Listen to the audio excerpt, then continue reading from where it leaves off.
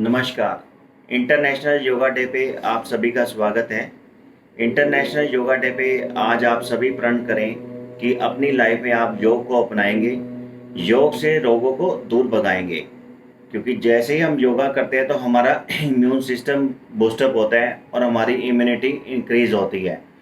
जैसे कि आप सभी जानते हैं कि आजकल जो कोरोना की प्रॉब्लम चल रही है, तो इसमें सिर्फ हमें जो बचा सकता है, इम्यूनिटी हमें अपनी स्ट्रॉन्ग करनी पड़ेगी। इम्यूनिटी हमारी स्ट्रॉन्ग होगी तो ऑटोमेटिकली हमारी कोरोना से लड़ने की क्षमता बढ़ जाएगी। तो इम्यूनिटी बढ़ाएं। इम्यूनिटी बढ़ाने के लिए सबसे पहले आप करें भस्त्रिका प्राणायाम। भस्त्रिका प्राणायाम में आपने कमर गर्दन सीधी, अपना पूरा ध्यान सांसों की तरफ केंद्रित करें। 2 से 3 सेकंड में आपने सांस लेना है, 2 से 3 सेकंड में ही सांस छोड़ना है, इस तरीके से।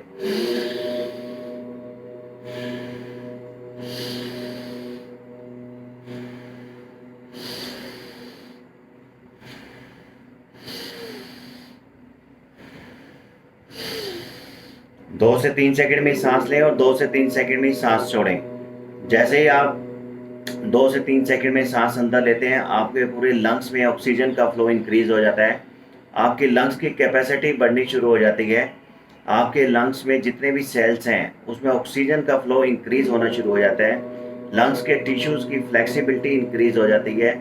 जैसे ही लंग्स की इलास्टिसिटी और टिश्यू की फ्लेक्सिबिलिटी इंक्रीज होती है तो हमारी पूरी बॉडी में ऑक्सीजन का फ्लो इंक्रीज होना शुरू हो जाता है।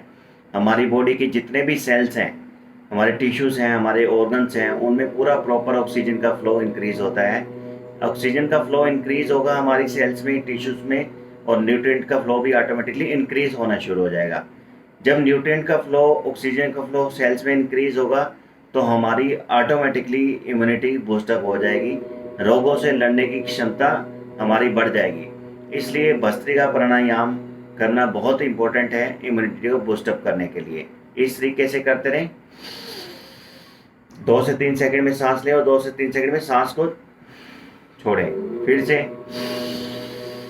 2 से 3 सेकंड में सांस लें और 2 से 3 सेकंड में सांस को छोड़ें। इसके अलावा बहुत इंपॉर्टेंट प्राणायाम है जो कि कपालभाति प्राणायाम है। कपालभाति प्राणायाम से भी हमारे बॉडी के जितने भी सिस्टम हैं वो ऑर्डर में आने शुरू हो जाते हैं। हमारे बॉडी के चाहे रेस्पिरेटरी सिस्टम है, गैस्ट्रोइंटेस्टिनल सिस्टम है, हमारे बॉडी के जितने भी सिस्टम हैं, कार्डियोवैस्कुलर सिस्टम है, नर्वस सिस्टम है, वो सभी ऑर्डर में आने शुरू हो जाते हैं, चाहे इंडोक्राइन सिस्टम है। तो इसके लिए कपालभाति के लिए अगेन अपना पूरा ध्यान, कमर गर्दन बिल्कुल सीधी, अपना पूरा ध्यान सांसों को बाहर छोड़ने की तरफ कंसंट्रेट करें। जिनको हाई बीपी, हार्ट की प्रॉब्लम हो, वो 2 से 3 सेकंड में एक स्ट्रोक लगाएंगे। जो नॉर्मल व्यक्ति हैं वो 1 सेकंड में एक स्ट्रोक लगाएंगे, इस तरीके से।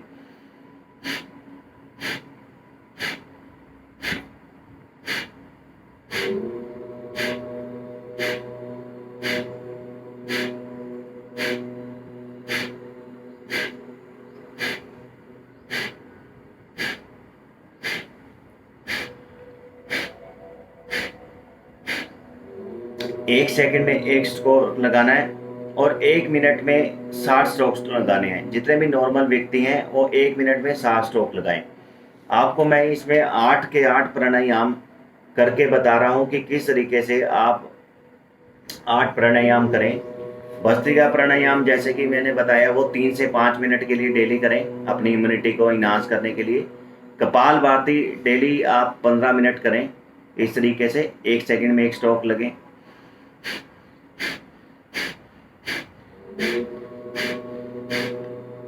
उसके अलावा तीसरा इंपॉर्टेंट प्राणायाम है, उसको हम कहते हैं बाह्य प्राणायाम। बाह्य प्राणायाम में पहले आप सांस को पूरा अंदर लें, सांस को पूरा खाली कर दें। इसमें हम त्रिबंध लगाते हैं, मूल बंध, उद्यान बंध एंड जलंधर बंध। मूल बंध में सांस सिर्फ बाहर छोड़ के रखें। मूल बंध में अपने एनएस को कॉन्ट्रैक्ट करें ऊपर की ओर। उद्यान बंध अपने पेट को अंदर की ओर। जलंधर बंध थोड़ी को कंडकूप के साथ। 10 सेकंड इसी मुद्रा में रहें।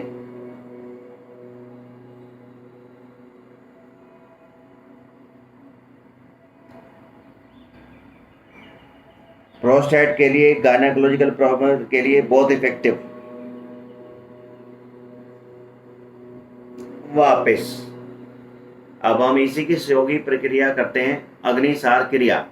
अग्निसार क्रिया में अगेन आप पहले सांस लें, सांस को खाली कर दें, पेट को अंदर बाहर 15 बार, 20 बार, 50 बार, जितनी आपकी कैपेसिटी है उसके हिसाब से करें।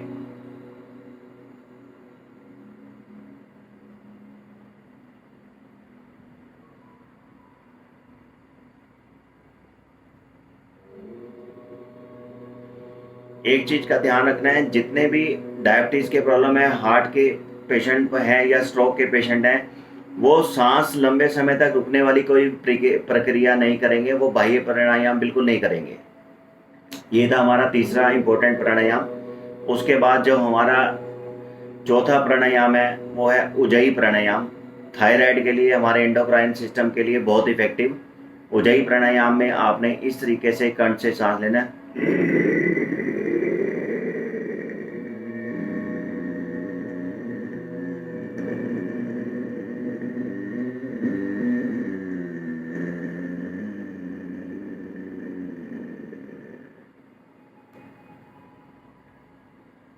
रुके हुए सांस को इस तरीके से राइट थंब से राइट नोस्ट्री को प्रेस करें और रिलीज कर दें। इस तरीके से फिर से रिपीट करें।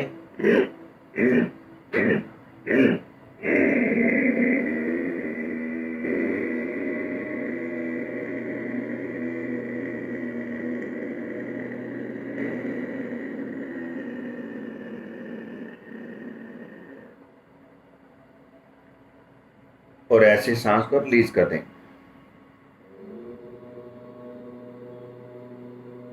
ये था हमारा उज्जयी प्राणायाम। ये हमारा थायराइड के लिए, हमारे एंडोक्राइन सिस्टम के लिए बहुत इफेक्टिव। उसके बाद अगला इंपॉर्टेंट प्राणायाम करते हैं, अनुलोम विलोम प्राणायाम। अनुलोम विलोम प्राणायाम हमारे नर्वस सिस्टम से रिलेटेड जितने भी डिजीज़ हैं, उसके अलावा हमारी जो हार्ट की प्रॉब्लम है, कार्डियोवैस्कुलर सिस्टम से रिलेटेड जितने भी रोग हैं, उसके अलावा ब्लड प्रेशर की प्रॉब्लम है, उसमें काफ़ी इफेक्टिव। अनुलोम विलोम में भी आपने राइट प्रोसीजर को फॉलो करना है। पहले राइट थंब को से अपने राइट नोस्ट्रिल को प्रेस करें, लेफ्ट नोस्ट्रिल से आप सांस लें इस तरीके से। 5 सेकंड में सांस अंदर लेना है। उसके बाद जो बीच वाली दोनों फिंगर से लेफ्ट नोस्ट्रिल को प्रेस करें और राइट नोस्ट्रिल से सांस को 5 सेकंड में ही रिलीज करें। अब राइट नोस्ट्रिल से 5 सेकंड में ही सांस लें।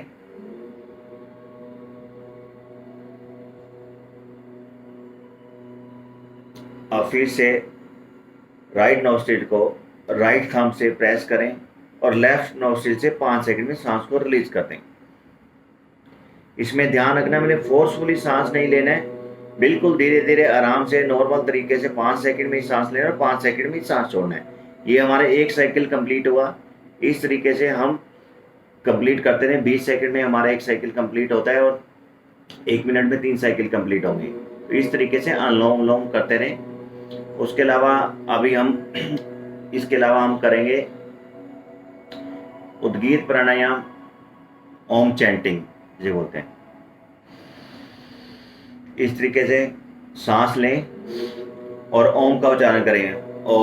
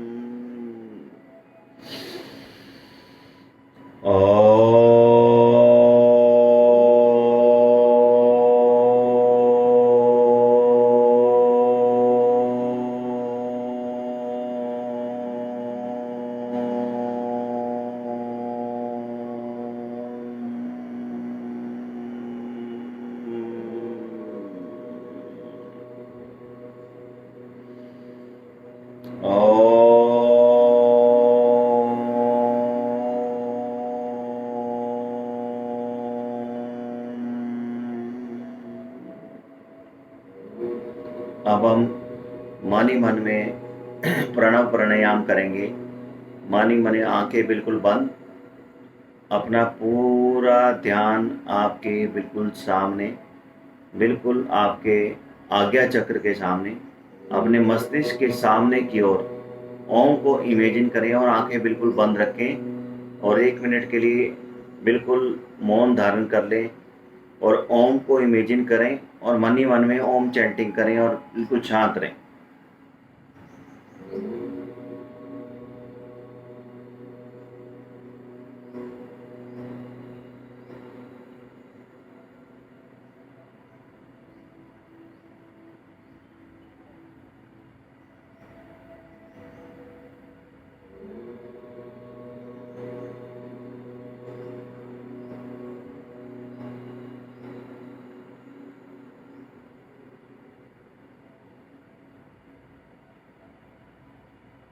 इस तरीके से दोनों हाथ ऊपर, आंखें बंद और एनर्जी को अपनी आंखों के ऊपर लगाएं।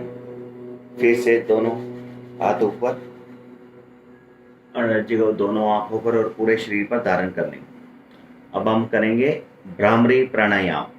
भ्रामरी प्राणायाम हमारे नर्वस सिस्टम के लिए, इंसोम्निया के लिए बहुत इफेक्टिव, माइग्रेन के लिए। इस तरीके से 3 फिंगर्स को से अपनी आंखों को इस तरीके से करें। फर्स्ट फिंगर को माथे के ऊपर और अपने दोनों कानों को प्लग इस तरीके से अंगूठे से, थंब से प्लग करें। इसे सांस लें और भंवरे की तरह गुनगुनाएं।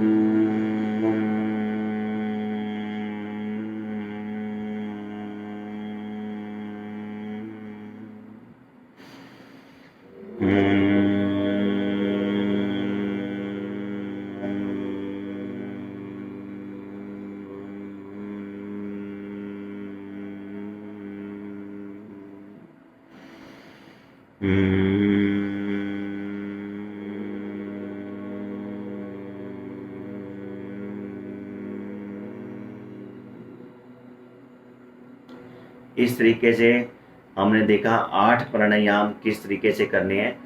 टाइम की कमी की वजह से हमने थोड़ा थोड़ा हमने प्राणायाम करके दिखाया कि किस तरीके से करना है।